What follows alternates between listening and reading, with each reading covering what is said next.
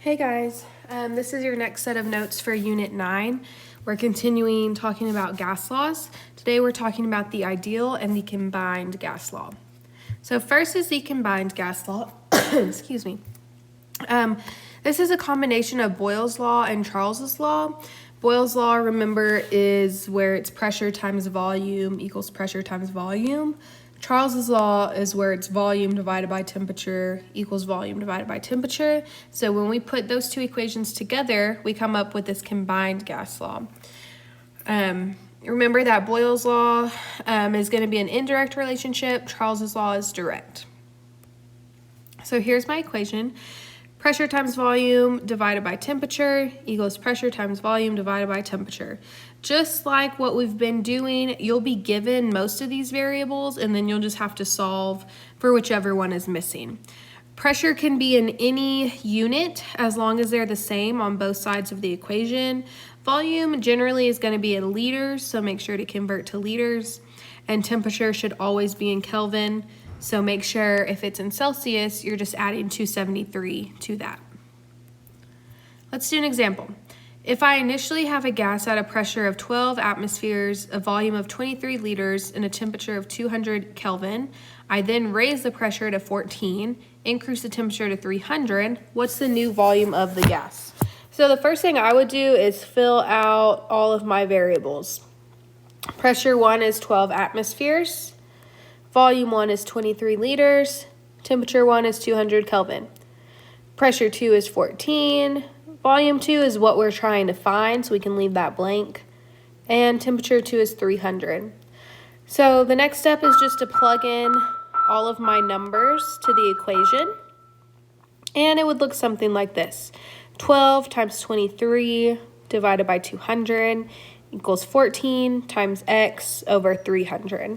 The easiest way to solve this is to solve the left side and then set that equal to the right side. So when I did 12 times 23 divided by 200, I got 1.38. And then you can set that equal to v, and you could do it either one of two ways. So the way that's shown on the screen is they had already divided 14 by 300 to get the 0.0467.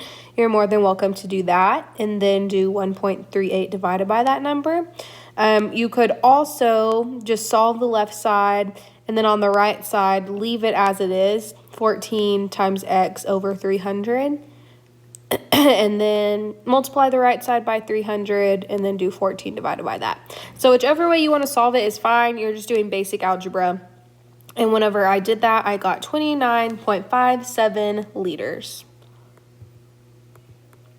Okay, let's do another one. A gas takes up a volume of 17 liters, has a pressure of 2.3 atmospheres, and a temperature of 299 Kelvin. If I raise the temperature to 350 and lower the pressure to 1.5, what's the new volume of the gas? So we can go ahead and plug in our numbers. Pressure 1 is 2.3, 17 liters, 299 Kelvin. Pressure 2 is 1.5. We don't know volume. Temperature is 350. Excuse me. So we can go ahead and plug that in. And it looks like this. 2.3 times 17 over 299 equals 1.5x over 350. Solve the left side first. And I got 0.13077.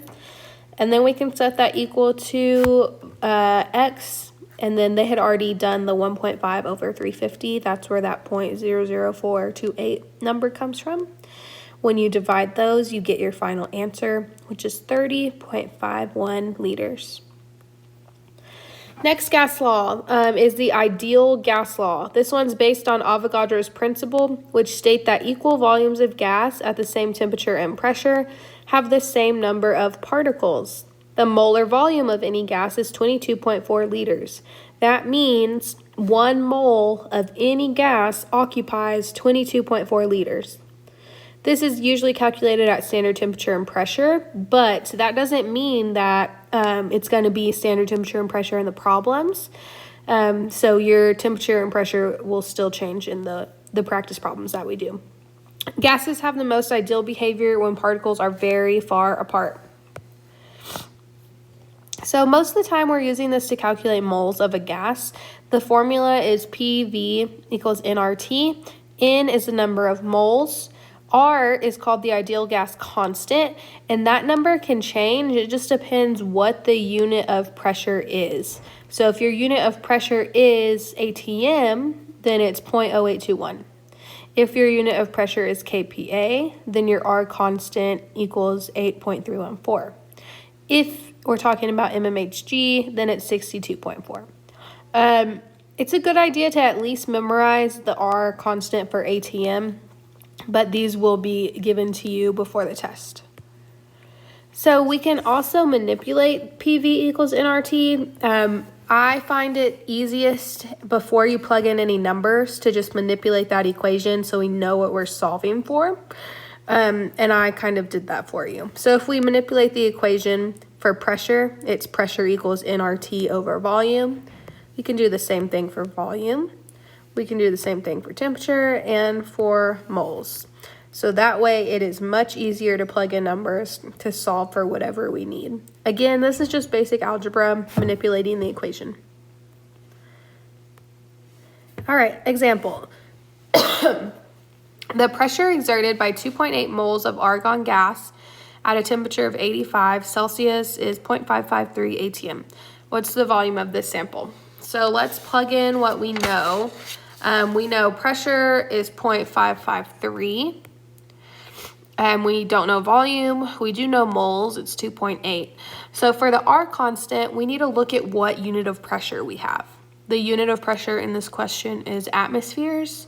So we're using the R constant for atmospheres. And then temperature in Kelvin is going to be 358. If we are solving for volume, our equation is going to look like this after we manipulate it.